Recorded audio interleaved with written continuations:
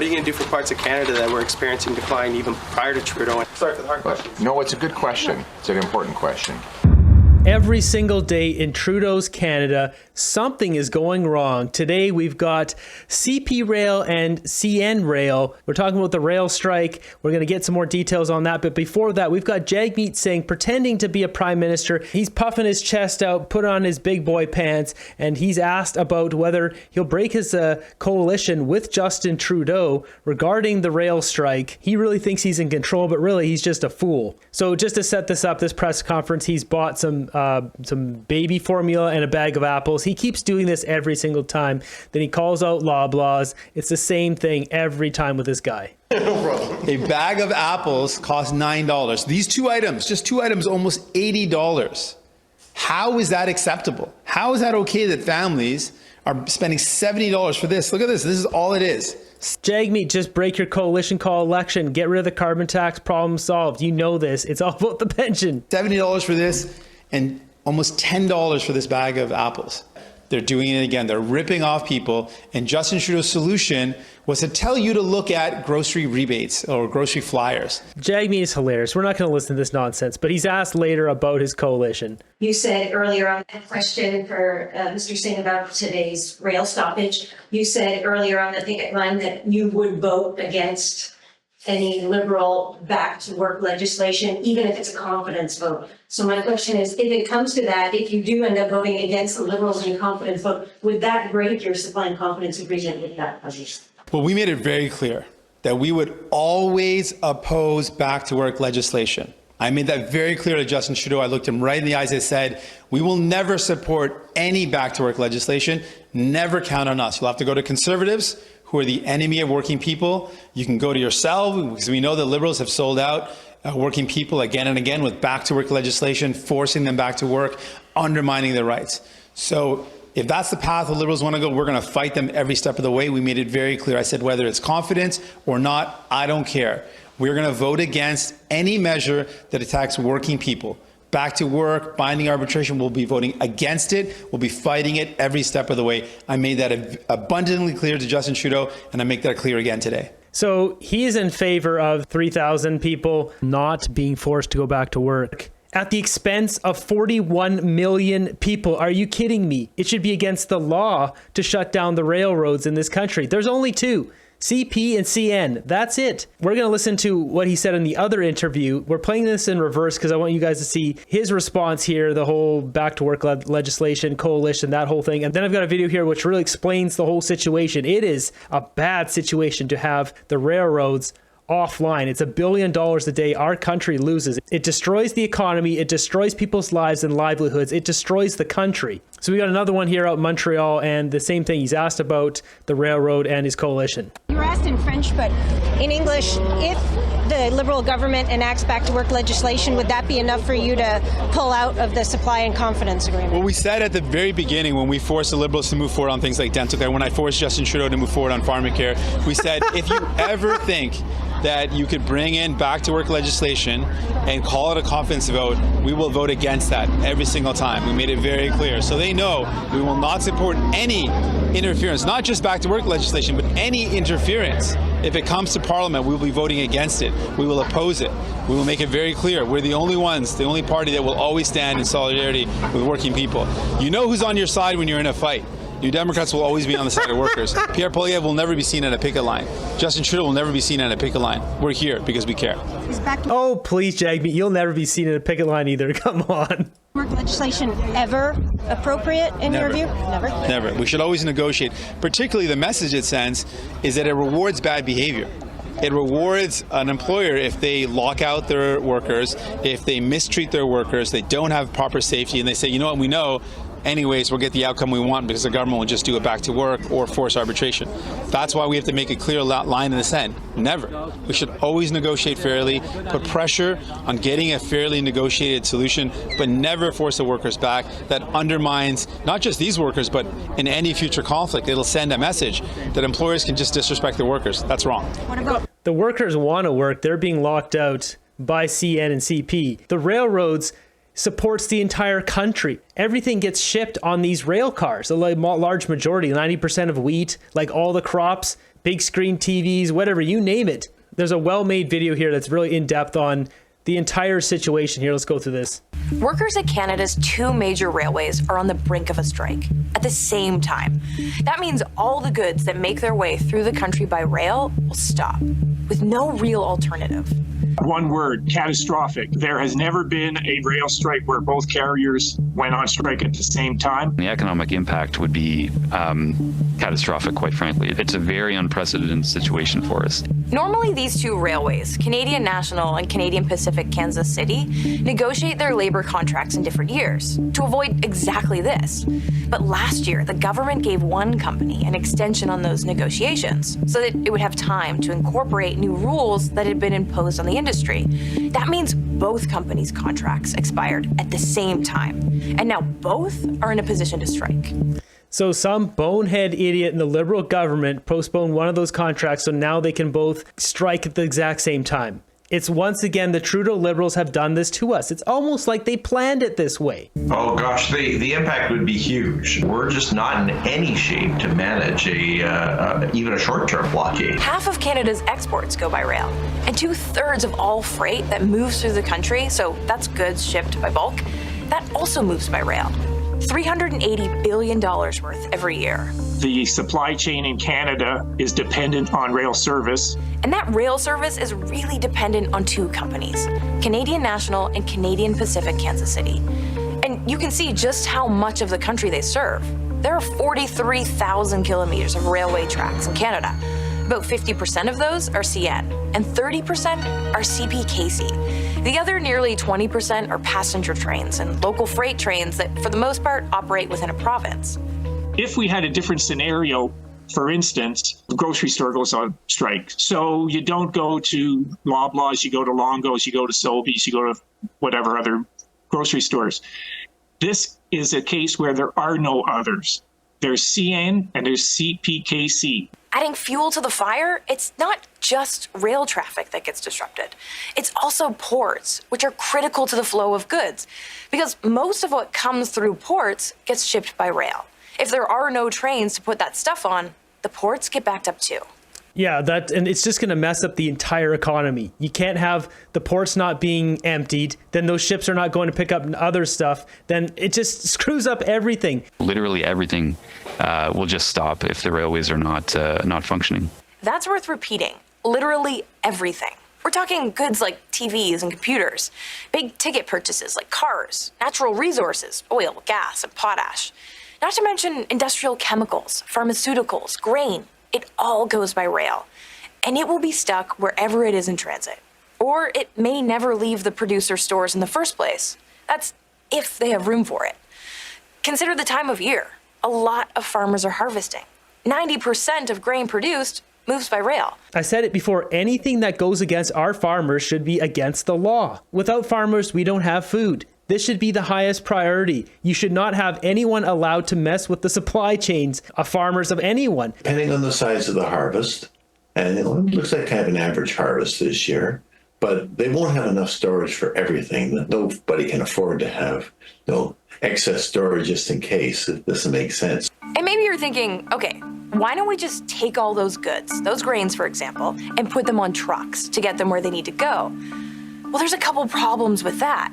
One is the sheer volume of the shipments. In 2022, nearly 21 million tons of wheat and nearly 7 million tons of canola were moved by rail.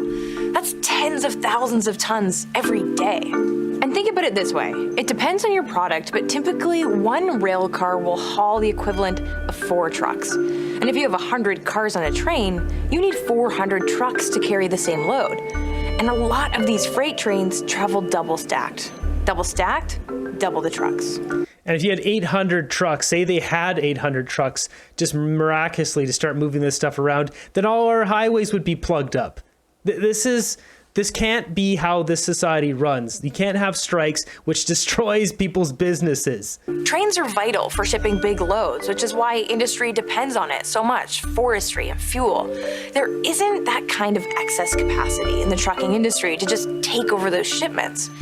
And when you consider the geography of this country, trucking costs too much, and it takes too long to be any sort of adequate substitute. Canada's a big country from end to end. Those distances are also greener than trucking and more efficient on a per kilometer basis than trucking, or obviously more cheaper than air. For every day the railway isn't operating, it takes a week for the supply chain to catch up. That's right, 1 day of stoppage equals 1 week of disruptions and delays.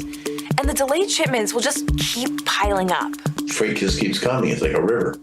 So if it goes for 10 days, that would be 2.5 months of disruption. And that backlog is felt really quickly because most businesses don't keep huge amounts of products in storage. So if those shipments can't get to where they're going, soon enough, you've got a shortage. The whole economy is dependent on transportation, and we've moved more and more towards a just-in-time economy, so that we don't have these large inventories and storages. The main thing to take away from this, though, is this all happened because somebody in the Trudeau government postponed one of their negotiation timelines 1 year, so they both lined up at the exact same time. Because if it wasn't like that, then one could have been on strike, the other one could have taken over, as normal business practice happens in this country. But of course, somebody was off the ball or on the ball. Maybe they want it to like this in the Trudeau government. So we have an update now of what the government has decided to do. They've imposed binding arbitration to get things going again so the entire economy doesn't completely crash. Under Section 107 of the Canada Labour Code, I've directed the Canada Industrial Relations Board to assist the parties in settling the outstanding terms of their collective agreements by imposing final binding arbitration. Labour Minister Stephen McKinnon has announced binding arbitration to end Canada's rail stoppage. The minister also asking the Industrial Relations Board to extend the current contracts until new ones are signed. CN Rail and CPKC had locked out workers starting at midnight last night, while the Teamsters Canada Rail Conference went on strike. The rail companies had asked for binding arbitration, but the Teamsters and the NDP had called on the federal government not to. Last week, McKinnon turned down an earlier request for binding arbitration. I turned down, as you know, a request from one of the parties to do something similar last week because we believe in collective bargaining.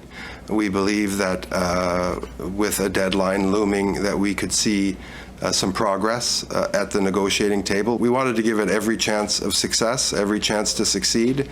Unfortunately, in this case, we weren't able to, and that is why we have come to this decision today. McKinnon has ordered operations on both railways to resume immediately, but it's still not clear how long that might take. Here we are again, another... Like, the Liberals can't do anything right in this country. Everything they do is just a disaster. Next up, we got this clip here. Pierre Poilievre is asked about revitalizing areas of Canada that have been seeing decline and decline before Justin Trudeau. It's a smart question, but just watch. Pierre Poilievre answers this question, and he answers it directly. And he thinks about it, and it's just a smart, intelligent answer. What are you going to do for parts of Canada that were experiencing decline even prior to Trudeau and had that sped up further under Trudeau? Typically, rural regions such as this. Sorry for the hard question. No, it's a good question. It's an important question. We have to unleash the power of our resources. Like, for example, the Ring of Fire. Imagine what that would do for Northern Ontario. It could potentially be on the magnitude of the oil sands. What the oil sands did for Northern Alberta, that's what the Ring of Fire could do for Northern Ontario. And there'll be massive spin-offs that will ripple out all the way hundreds and hundreds of miles away from the mines themselves. There are going to be roads that need to be built. There'll be machinery that needs to be supplied. There will be daily supplies that need to be delivered. There'll be housing that need to be built for the surrounding workers, and all of that could revitalize these regions. I also think we need a tax reform that rewards investment again, so that when businesses generate a profit, it's advantageous for them to reinvest it rather than just pay it out. And that's what my tax reform is going to do, and I want to get Steve and others, Mike, to advise me on how we could best structure that so that you could reinvest more working capital in your business here and beat your American competitors. You hear that? He said he wanted people to advise him. When have we ever heard Justin Trudeau say something like that? Never. Justin Trudeau would never say that because he's too much of a narcissist. He's too arrogant. But Pierre Poilievre has no problem saying that. I want to get Steve and others, Mike, to advise me. This is what a smart prime minister does. They get the best of the best to advise them on all these different areas because they can't know everything. It's impossible. Pierre Poilievre is a smart man. He's going to surround himself with smart people. He's going to get the job done. Justin Trudeau would never say anything like that. He's just too arrogant and narcissistic to do that. Jumping over to my group here on X, we've got, thank you for being so weak. Together we will make this country yours. Yeah, UK not doing so good. So we got this one here. It says WTF happened in 1971. And yeah, we see compensation hasn't gone up hardly at all. And productivity, real median weekly earnings, a full-time worker, CPI. We got real average CPI. We've got 1971 here, bottom 90% of earners and top 1% of earners. Shares of gross domestic income, 1971, straight down. This is when they came off the gold standard in America. Jumping over to my group now on FB, let's see what memes we got here. I would trust Pee Wee Herman sitting behind me at the movies while on a date with OJ, drinking at Bill Cosby's bar, using Flint, Michigan ice cubes after making a film with Alec Baldwin before I would ever trust Justin Trudeau to have my back. That is savage. This is Danielle Smith. Thank a straight person today for your existence. Straight pride. Big tech, it's our job to stop the spread of misinformation. Also big tech. We've got a rental here. It says only Bangladeshi family rent. Yeah, these people don't know the laws in the country. You can't discriminate against people. Human rights and rental housing in Ontario. They list the whole thing. When you tell someone all the things Trudeau has done and they still say they support him. Yeah, are you kidding me? What is wrong with people? CN Rail's single biggest shareholder is, wait for it, the Gates Foundation. Things are starting to make sense. That's right, Bill Gates. So it's interesting looking in the comments here. We got people, engineers make 150,000, conductors 130,000 a year. People are bouncing back and forth regardless how much you make on the strike. 130K after taxes isn't really that much. In Ontario, for example, your take-home pay is 87K. Regardless, we've got this one here. They're not fighting for more money. It's about safety and burnout. They have forced OT. So if they're on holidays and someone calls in sick, they're forced to come in. Looks like we avoided a serious crisis here with the railroads potentially shutting down. That was a close call. They're still just getting up and running now, so there will be a little bit of delays. They did stop shipping chemicals and all sorts of stuff, chlorine, ammonium, etc., all that like a week ago. So there will be some effects here on the supply chain, but it was not as bad as it could have been. Put it to Trudeau and the Liberals to just make bad decisions that just keep hurting us. They can't go a week without having some major scandal or problem or something that is bad for us. Just think, we have another year of this. They still have another year to just completely run our country into the ground. All you can do is laugh at these goons because they're just so bad. Jagmeet talking a big game about fighting for workers, and he's got their back. The only thing Jagmeet has on his mind is his pension.